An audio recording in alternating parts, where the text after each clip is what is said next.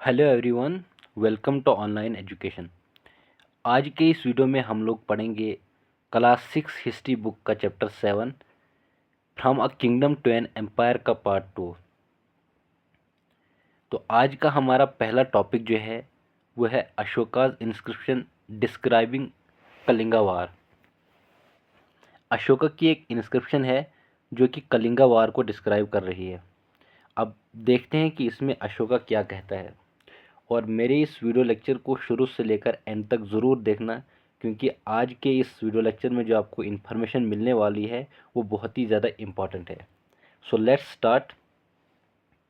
8 years after becoming king I conquered Kalinga. बादशाह बनने के 8 साल बाद मैंने कलिंगा को हासिल किया, मैंने कलिंगा को फतेह किया, मैंने कलिंगा को जीता। ये अशोका कहता है। About a lakh and a half people were captured.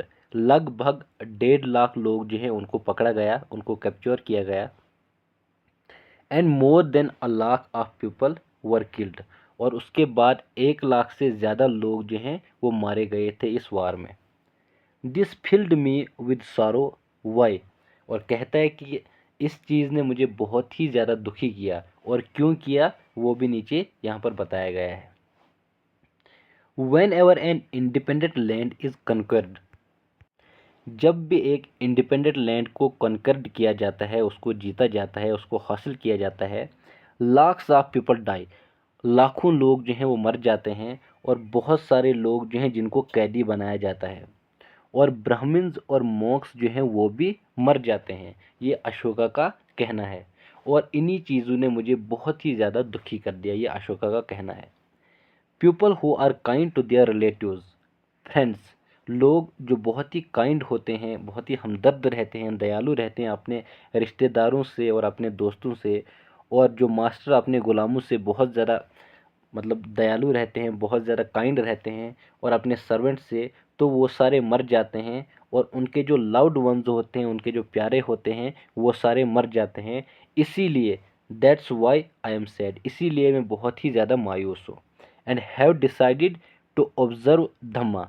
और उसके बाद उसने डिसाइड किया धम्मा को ऑब्ज़र्व करने का। And to teach others about it as well. और दूसरों को भी इसके बारे में सिखाने का उसने डिसीजन लिया। I believe that winning people over through Dhamma is much better than conquering them through force. तो अशोका ने कहा कि मैं ये मानता हूँ कि लोगों के दिलों को जीतना धम्मा से ये बहुत ही ज़्यादा बेहतर है। उनको फोर्स के ज़रिए उनको क्या करना, कॉन्कर करना, उनको मतलब जीतना, फोर्स के ज़रिए उनको जीतना, उससे काफ़ी ज़्यादा बेहतर ये है कि हम उनको धम्मा के ज़रिए उनके दिलों को जीते। I am inscribing this message for the future so that my son and grandson after me should not think about war. मैं ये मैसेज फ्यूचर के लिए इंस्क्राइब कर रहा हूँ, लिखवा रहा हूँ यहाँ पर और लिख रहा हूँ, ताकि मेरा बेटा और मेरा पोता जब आएगा मेरे बाद तो वो वार के बारे में कभी भी नहीं सोचे। Instead they should try to think about how to separate dhamma. इसके बजाय वो सोचेंगे किस तरह से धम्मा को सेपरेट करना है, मतलब किस तरह से धम्मा को फैलाना है। अब मेन ये है कि धम्मा का मतलब क्या होता है। तो dhamma is a Prakrit word for the Sanskrit term. तो धम्मा जो है एक प्राकृत वर्ड है संस्कृत टर्म के लिए धर्मा। मतलब धम्मा का मतलब जो होता है, धम्मा का मतलब धर्मा होता है। आई होप कि आपको ये टॉपिक अच्छी तरह से समझ में आया होगा। उसके बाद हमारा नेक्स्ट टॉपिक है व्हाट वाज अशोकाज धम्मा। अशोका का धम्मा क्या था। Ashoka's dhamma did not involve worship of a god or performance of sacrifice. तो अशोका का धम्मा जो था उसमें वर्शिप ऑफ गॉड नहीं आती थी। That means you don't have to worship a god. उसमें वर्शिप ऑफ गॉड इन्वॉल्व नहीं है, उसमें वर्शिप ऑफ गॉड इन्वॉल्व नहीं था। और कोई भी सेक्रीफाइस को परफॉर्म करना ये उसमें नहीं आता था अशोका के धम्मा में।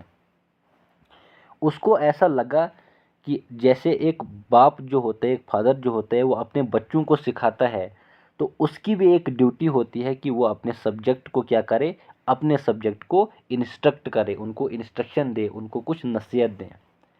He was also inspired by the teachings of Buddha. तो बुद्धा की टीचिंग से भी वो इंस्पायर हुआ था। जो अशोका था वो बुद्धा की टीचिंग से भी बहुत ही ज़्यादा इंस्पायर हुआ था। There were a number of problems that troubled him. बहुत सारी कई समस्याएं थी जो कि अशोका को तकलीफ देती थी।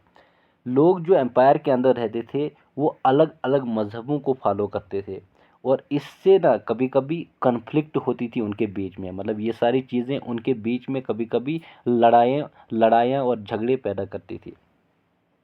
जानवरों की भी कुर्बानी दी जाती थी और गुलाम और नौकर जो होते थे उनके साथ बहुत ही बुरी तरह से मतलब बर्ताव किया जाता था। बहुत ही बुरा बर्ताव उनके साथ किया जाता था। और इसके अलावा बहुत सारे झगड़े होते थे फैमिलीज़ में भी और हमसायों में भी। मतलब बहुत सारे क्वारल्स होते थे, बहुत सारे झगड़े होते थे फैमिलीज़ में और हमसायों के बीच में। तो अशोका को ऐसा लगा कि ये अशोका की ड्यूटी है इन सारी समस्याओं को हल करना। इसलिए उसने अपॉइंट किया कुछ ऑफिसर्स को जिनको धम्मा महात्मा के नाम से जाना जाता है, जो कि एक जगह से दूसरी जगह चलते गए लोगों को धम्म के बारे में सिखाने के लिए। इसके अलावा अशोका ने एक मैसेज को लिखवाया रॉक्स पे और पिलर्स पे और उसने इंस्ट्रक्शन दी ऑफिसर्स को कि आप इस मैसेज को उनके लिए पढ़ो जो कि इसको नहीं पढ़ पाते हैं। आप इस मैसेज को उनके लिए भी पढ़ो, उन लोगों के लिए भी पढ़ो जो इसको नहीं पढ़ पाते हैं। Ashoka also sent messenger to separate ideas about dhamma to other lands. और अशोका ने मैसेंजर को भी भेजा ताकि दूसरी लैंड पर जो लोग रहते हैं वहाँ पर भी जाएं और उसके बाद वहाँ पर भी धम्मा को सेपरेट करें, मतलब कि फैलाएं। जैसे कि सायरा में, इजिप्ट में, ग्रीस में और उसका बेटा जो था महेंद्र, वो उसके बाद उसकी डॉटर जो थी संघमित्रा श्रीलंका में। तो इन सारे लोगों के लिए उसने मैसेंजर को भेजा कि आप जाओ और धम्मा को सेपरेट करो वहाँ पे। उसने कुछ रोड्स को भी बनाया था, कुछ कुएं भी खुदवाए थे और रेस्ट हाउसेस भी बनवाए थे उसने। उसके अलावा उसने मेडिकल ट्रीटमेंट के लिए भी अरेंजमेंट की थी, दोनों ह्यूमन बीइंग्स और एनिमल्स के लिए। ह्यूमन बीइंग्स और एनिमल्स के लिए दोनों के लिए उसने मेडिकल ट्रीटमेंट का अरेंजमेंट भी किया था। आई होप कि आपको यहाँ तक अच्छी तरह से समझ में आया होगा।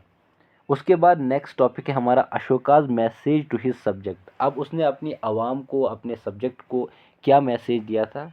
उसने कहा कि लोग जो हैं वो अलग अलग किस्म के रिचुअल्स को परफॉर्म करते हैं जब वो बीमार होते हैं, या जब उनके बच्चे शादी करते हैं, या जब उनके बच्चे जन्म लेते हैं, या जब वो यात्रा पे जाते हैं या किसी सफ़र पे जाते हैं। तो वो अलग अलग किस्म के रिचुअल को परफॉर्म करते हैं जो कि फ़ायदेमंद नहीं है। उसके बजाय उनको दूसरी प्रैक्टिसेस करनी चाहिए जो कि बहुत ही ज़्यादा उनके लिए फ़ायदेमंद रहेंगी। वो प्रैक्टिसेस क्या क्या हैं? वो ये हैं कि उनको जेंटल रहना पड़ेगा, बहुत ही शरीफ रहना पड़ेगा, शराफत से पेश आना पड़ेगा अपने ग़ुलामों से, अपने सर्वेंट्स से। उसके बाद उनको बड़ों की भी इज़्ज़त करनी पड़ेगी और उसके बाद जितने भी मखलूक हैं उनके साथ उनको कंपैशनेट रहना पड़ेगा, उनके साथ उनको काइंड रहना पड़ेगा। उसके बाद उनको कुछ गिफ्ट्स देने पड़ेंगे ब्राह्मण को और मॉन्क्स को। और इसके अलावा उसने कहा कि it is both wrong to praise one's own religion और क्रिटिसाइज अनदर्स। उसने ये भी कहा कि ये गलत बात है खुद के मज़हब की तारीफ़ करना और दूसरे की मज़हब, जो दूसरों का मज़हब है उसकी क्रिटिसाइज़ करना। मतलब खुद के मज़हब की तारीफ़ करके दूसरों का मज़हब है उसको क्रिटिसाइज़ करना, ये बहुत ही ज़्यादा गलत है और हमें कभी ऐसा नहीं करना चाहिए। उसके बाद उसने कहा कि each one should respect the others religion, कि हर एक को दूसरों के मज़हब को रेस्पेक्ट करनी चाहिए, दूसरों के मज़हब को रेस्पेक्ट देनी चाहिए। If one praises once own religion while criticizing another's, उसने कहा कि अगर हम खुद के मज़हब की तारीफ़ करते हैं, दूसरों के मज़हब की क्रिटिसाइज़ करते हैं, तो it means one is actually doing greater harm to one's own religion. इसका मतलब कि एक इंसान अपने मज़हब को बहुत ही ज़्यादा नुकसान में डाल रहा है, उसको बहुत ज़्यादा नुकसान दे रहा है। इसलिए one should try to understand the main ideas of another's religion and respect it. इसलिए उसने कहा कि एक इंसान को दूसरे मज़हब की जो मेन आइडियाज़ है उनको समझना चाहिए और उसके बाद उस मज़हब की रेस्पेक्ट करनी चाहिए। तो इसी टॉपिक से हमारा ये चैप्टर जो है चैप्टर नंबर 7 कंप्लीट होता है। तो मिलते हैं नेक्स्ट वीडियो में। चैप्टर नंबर 8 को हम नेक्स्ट वीडियो में डिस्कस करेंगे और तब तक अपना ख्याल रखिएगा। Thank you so much.